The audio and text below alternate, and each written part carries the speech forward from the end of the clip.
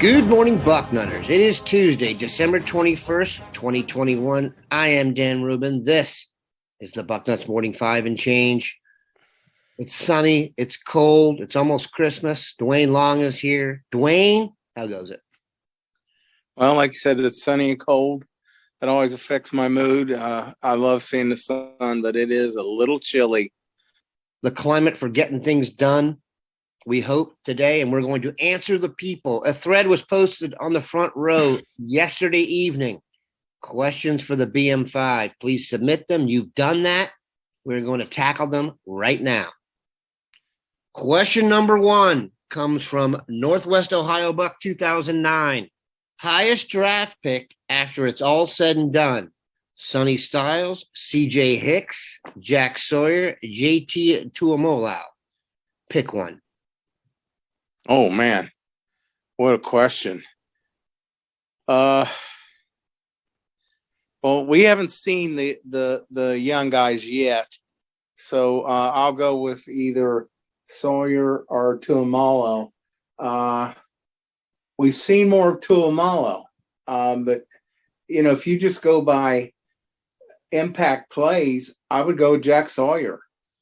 He's been on the field a little less, and whenever he's on the field, you notice him. He's going to make something happen out there. So I hope that we're going to have more of him. Well, we will see more of those guys this fall as sophomores. Just too talented to keep them off the field.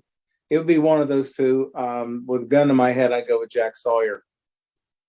Do we think Ohio State is going to focus and wait to the second signing period to bring in guys from the portal, given the way things are in flux right now? I will take this one.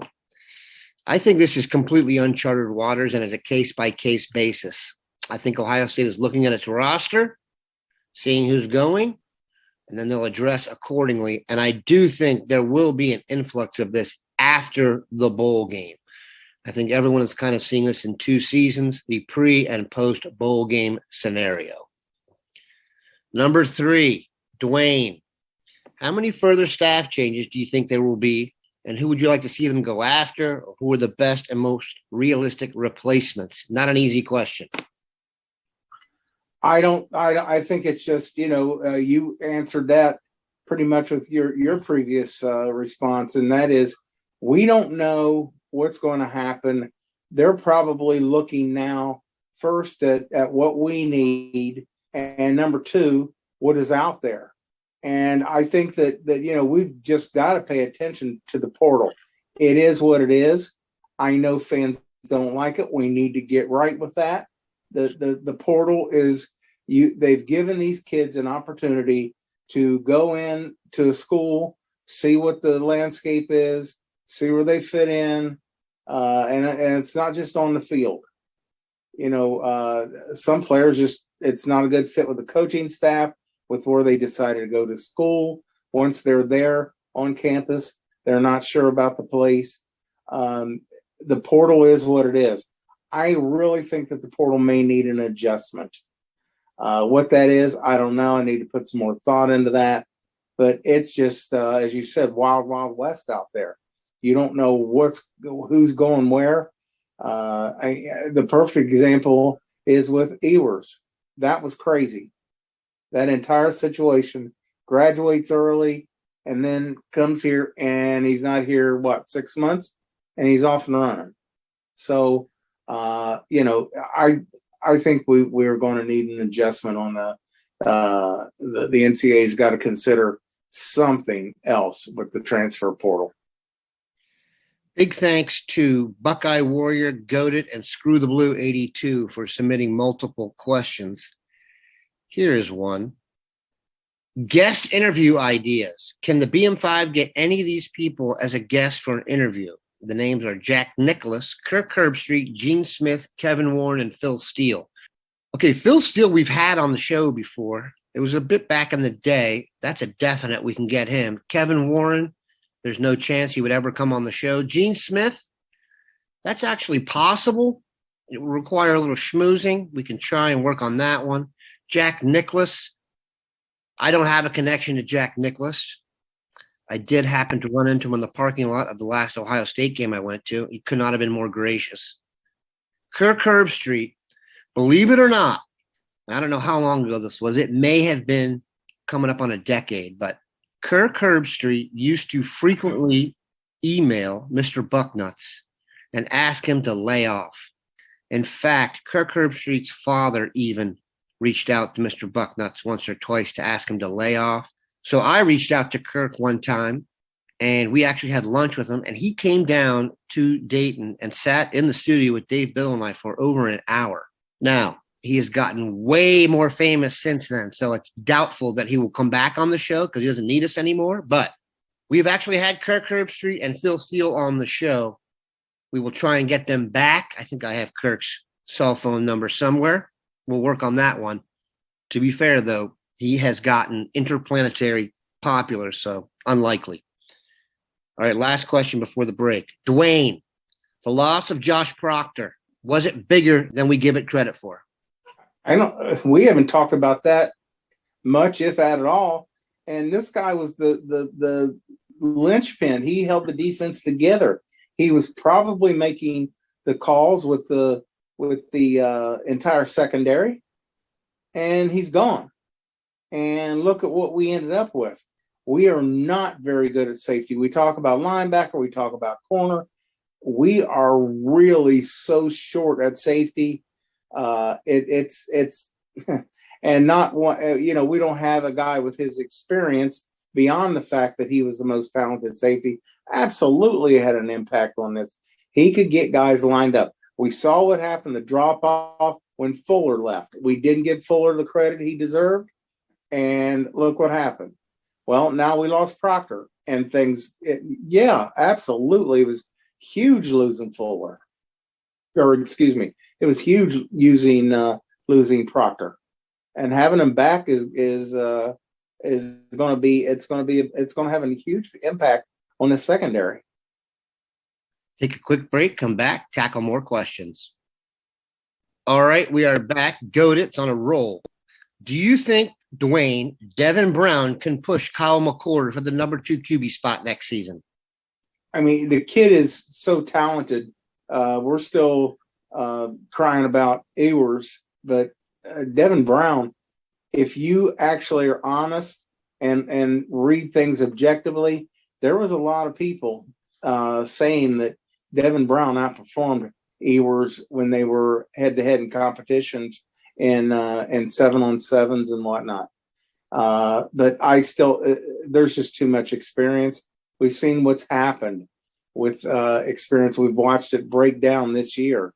That the advantage that C.J. Stroud had over the other quarterbacks, it was big time. And now McCord's going to have 2 seasons in front of this kid. No, I don't see Brown challenging, but there's a chance he could play. We got to realize we've only got 2 quarterbacks in there. So having Brown ready, having Brown getting game reps, absolutely, we should definitely do that. Yeah, I don't think he could push him for the number 2 spot in terms of who you'd go to if someone went down. But if anyone feels bad about the quarterback situation, seriously, that means they just haven't watched the Devin Brown film. He is really, really special. Go check it out. All right, Duane. The stud experiment has to be over, right? I'm not going to put the other negativity on there. This is, of course, in reference to Greg Studrawa, the much beleaguered offensive line coach. There have always been rumors about his status. What's your vibe on the situation?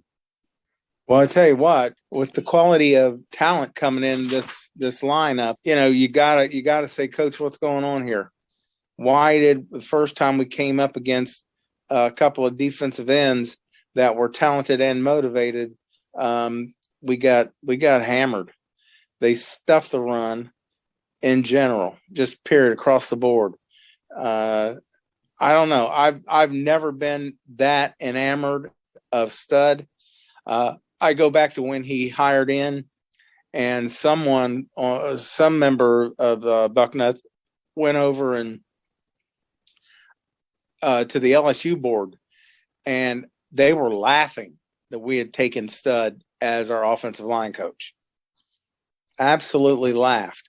Now you got to look at the quality of talent he's brought in, but is he the technician that we need to get this offensive line to be better than what they are? We've got a bunch of elite guys out there now, Dan. We should not struggle like this. You know, if they run into a buzzsaw one day and run into a good defense that can give them a hard time, that's one thing. But they got dominated. An Ohio State offensive line should not get dominated like it did against Michigan. That was embarrassing. So whatever needs to happen, it's not a matter of talent. No, there's no question about that. It's something went wrong there. Maybe we need to just turn the offensive line over to Kevin Wilson. He made his bones as an offensive line coach. That can't happen again. We'll never win another national championship with the offensive line performing like that against a quality defensive line.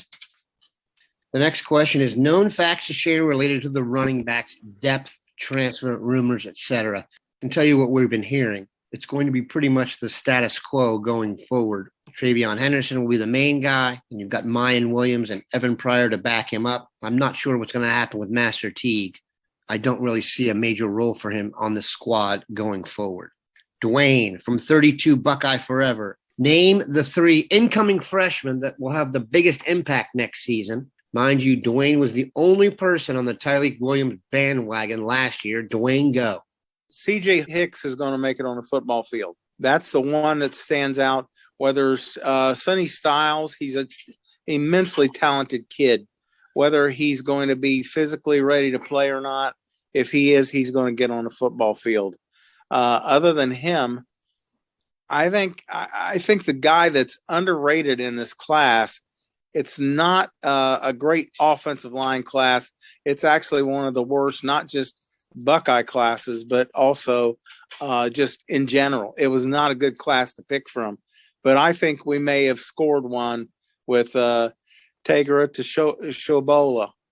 I think that kid is just immense physical. I mean, I've seen him throwing kids around. So he may force his way into the lineup. Another one we have to look at. He's down the list. People aren't talking about him. We got to get a tight end in here, Dan. We got to get a tight end with some size who can block against defensive ends, who can hold the point there, seal off, create an edge. We need some bigger bodies in there. Bennett Christian could get on the football field. We just don't have the guys that we need. We got a couple of good H-backs in there with G. Scott and with Joe Royer. Those guys, you know, you want to get them out there as that second tight end, get out there and work the middle of the field and in the flats catching footballs. We got them. Those are talented guys. But just inline blocking, we got to get bigger. We got to get somebody in here. So I think he could be a surprise getting on the field at a very early point. Also, I believe that Jair Brown could come in here and help us. He's a bigger cornerback, and we're going to be looking for bodies there. We got Cam Brown coming back was huge, because now we got him and Burke. We at least got a pair of starters that are going to get it done if Brown can stay healthy. But you need more than that. You need a lot of bodies at cornerback these days. So those two guys, I believe, those are the guys that I think could get in there and help us this year. We're going to try and go rapid fire here. And if we don't get to your question, we will table it and put it on the record for next Tuesday's show. I think Kyon Grays can be the next Chris Olave. Do you agree? Boy, that's a lofty expectation. Yeah, you think about what you're asking of that kid, and you've got Caleb Brown is certainly capable, and my favorite receiver in the class, actually there's two, is Caleb Burton and Kojo Antwi. Mm-hmm. Those two right there are just guys that they touch it, you better get on them because they're going to take it home. Okay, I'll take this one. If you were Ryan Day, would you have stopped recruiting Eli Ricks? I know this is a very popular subject. I think when they graded everything out, the fact that you bring in a guy for what's going to be 1 year to a roster where many guys are ready to get on the field, I think that would have had an effect. I don't think the Ricks camp is known for being a go-with-the-flow camp. I can't say that any more clearly. So I don't have any problem with them not recruiting Ricks. Plus, you've got Cam Brown coming back. Ricks is not better than Denzel Burke. You know, if Seven Banks comes back, you've got some depth there. I don't see how that would have made a major difference. Ricks is, of course, a very good player, but I think given the drama and the potential for more drama, I don't have any problem with the decision. I don't either, Dan. I got to say that I just, like you said, it still goes back to 1 year. Well, then we're right back in this situation again. Let's get our guys up to speed. I've said ever since we started recruiting them that I absolutely believe in Ja'Kalen Johnson and Jordan Hancock. Those guys are huge talents. Had injury problems. There were things that kept them off the field last year. We need to go with our guys. They've been in our system. And it's not just, we're getting ready to change defensive schemes. So that wouldn't be as big a deal as just being part of this program. It's different. LSU was a mess last year. I mean, my goodness. And you don't know where that kid's head's at. Like you said, there's some things there that his team may not be people we want around us. I don't have any problem with what we did. We will finish with this. Who are you most excited to see at wide receiver next season? Emeka Egbuka is a personal fave. He could be the next Garrett Wilson. I will take this one. One, this is what I know about the receiving corps next year. Jackson Smith-Njigba is going to break the single-season receptions record. I can virtually guarantee that. And I would agree with Buckeyes and Spurs. Emeka Egbuka would be my number 2 guy to look at for next year. He might even be better with the ball in his hands than Garrett Wilson. I'm not sure he's the natural athletic receiver Garrett is. As long as Brian Hartline is in charge of that room, we have nothing to worry about. We appreciate Duane stopping by. We appreciate the questions. We have them all on there for next week. Have a good one, Bucknutters.